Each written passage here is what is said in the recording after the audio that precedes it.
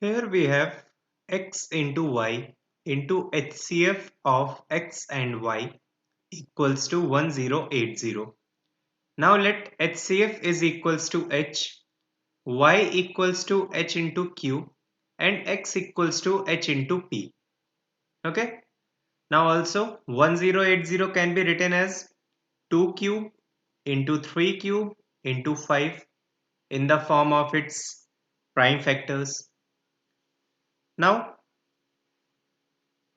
h cube into p into q is equals to 2 cube into 3 cube into 5.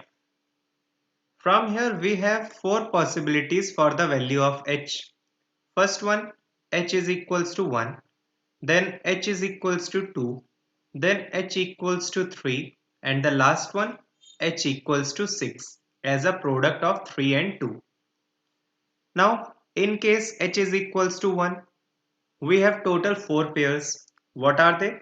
The first one 1 and 1080. Second one 8 and 135.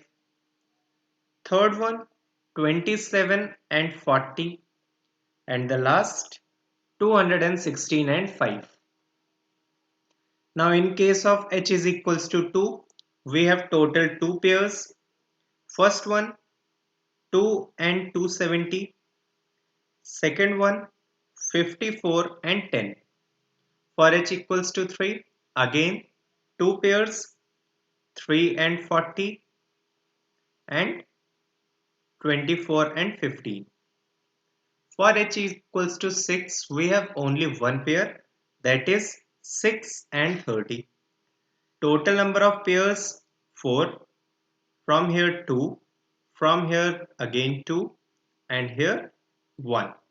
Total number of pairs 4 plus 2 6 plus 2 8 plus 1 9.